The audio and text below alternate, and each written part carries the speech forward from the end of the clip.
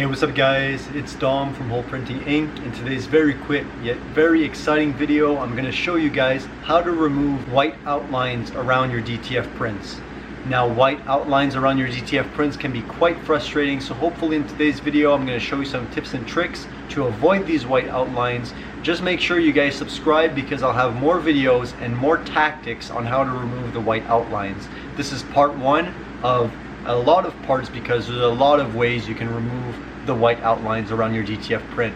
Now, whether you're printing with a DTF L1100 printer, the small format ones, whether you're printing with a DTF commercial printer like we have in the back, this video is going to be extremely useful, so let's not waste any time and let's get right into it. So in today's video, I'm going to be showing you how to remove these white outlines. They don't have to be outlines like this specifically. It can be a solid white outline, something like this. It's very hard to see on the camera. They don't have to be these white outlines that you see on the exterior. I'm talking about these white outlines that you see at the interior and exterior of the design, right? These are actually outlines that we can remove easily, but I'm talking about these outlines here. So you have different variants of this. You have outlines like this that are very visible, that are not really nice to look at. You have these minor outlines here that are mostly due to calibration and stuff you can fix in the software. So let's go right into it. I showed you guys the example. Now let me show you in the computer how to remove these white outlines super easily.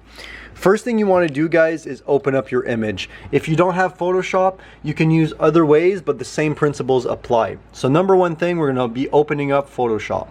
Once Photoshop is open, let's open the image that you guys want to fix. So guys, I've opened up the image that I want to fix. You guys remember when I showed you on the DTF printed transfers, we had some issues here. So the first thing I want to do now that this file is open in Photoshop is I want to put a background. Now that the background is inserted, I can double click on my layer of the background like this, and I'll go to color overlay.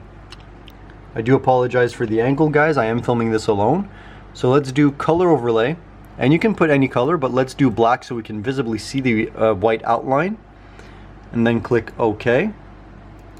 As you can see here, there's no visible white outline. So let me zoom in. You can use Alt and the actual mouse to zoom in. Or if you're using a different software, try to zoom in where you're having issues with the white outline. So as we can see, guys, very hard to tell on the camera, but we have zero white outlines actually. We basically have a bit of blur going on. Again, very hard to see on the camera, but you guys can maybe see that the image is not a vector, right? And it's quite blurry.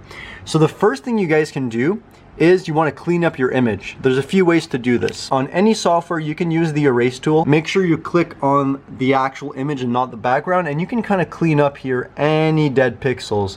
So again, here might be hard to tell, but we had some dead pixels. So we're kind of just cleaning up the image around it, and this should remove the outlines that were kind of dotted outlines, not the actual outlines going inside and outside of the logo, but the ones that were kind of dots, right? So I'm cleaning this up. Now you can take your time with this, especially if you have quite a few to do. It's going to be worth it.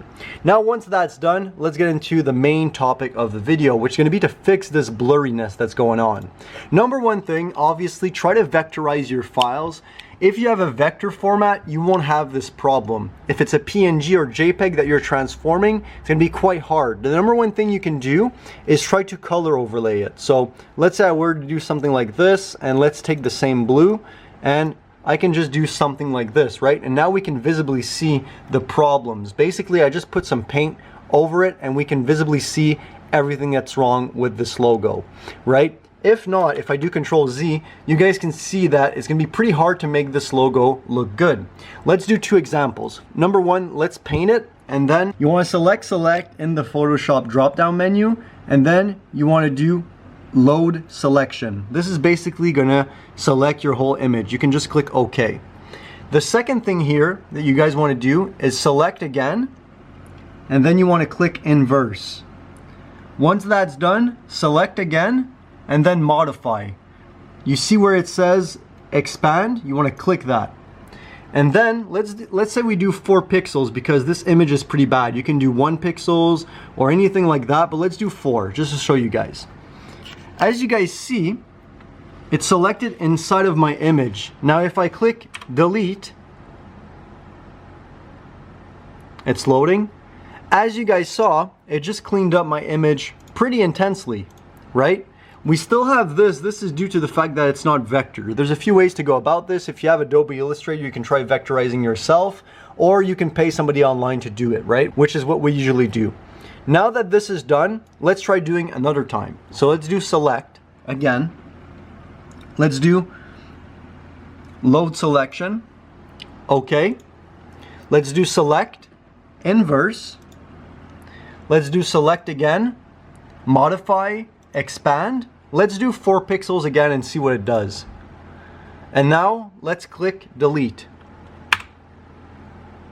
It shrunk my image, and now we can visibly see the problem with this logo. One thing that I want you guys to take into consideration, every time you do this, it's actually shrinking the whole logo itself, not the selected area only. So make sure you guys zoom out and take a look at your overall logo, right? So this is the part where we had added some extra paint so we can really see this example. If I go over here, you guys will see that I didn't put a layer of paint on this area, and it's getting very, very subtle, right? The lines have significantly gotten smaller, but we still have that blur going on in the center, on the sides. So this is most likely still gonna create a white outline, but a lot less than what I previously showed you. So this would be my #1 tip on how to remove those white outlines. And guys, this is another tip. I basically put a stroke all around the logo. Mitigate the white outlines because you put them there intentionally. So there's a few ways to go about this. The #1 suggestion I have for a logo like this that is extremely blurry, if I do this, you guys can see that it's very, very blurry and very, very, distorted. It doesn't look clean. It's not straight lines. They're all crooked lines due to the fact that it was a blurry image that we're trying to make better.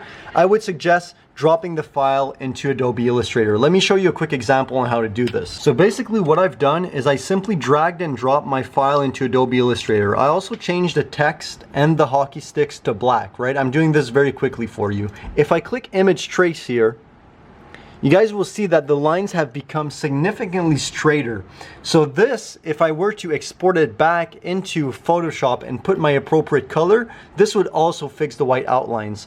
But let's do another quick example and let's end off this video. All right guys, so here's another image. This one is of a pig. And basically the main concept here is that you see all of these pixels, you see all of this blurriness going on in the corners here. This is gonna create a problem when you're DTF printing because the printer is going to realize that this is pixels and it needs to put a white underbase. You guys are familiar with DTF printing where there's basically a white underbase underneath everything. By doing select, load selection here, make sure you have the foreground and not the background. Select, load selection, okay. Select again, inverse. Once you have inverse, select again and then modify, expand. Let's do 4 pixels. As you can see, 4 pixels in this example is way too much. We're actually going to be losing the majority of the print, right? Because if I were to click delete here, it's now a very skinny pig. So let's do Control Z. So select, load selection, select, inverse, select, modify. Let's do expand and let's do 1 pixel this time. So as we can see, we're going to be removing a lot of this white background, and not only that, we're actually going to be removing the majority of the dead pixels that are in the print, right? As you can see all of these blurry pixels. If I am to click delete, you guys will see that we have a way better background to work with. Anything else, right, like this part right here, you can go ahead and go with the erase tool and kind of manually just smooth it out like this, right?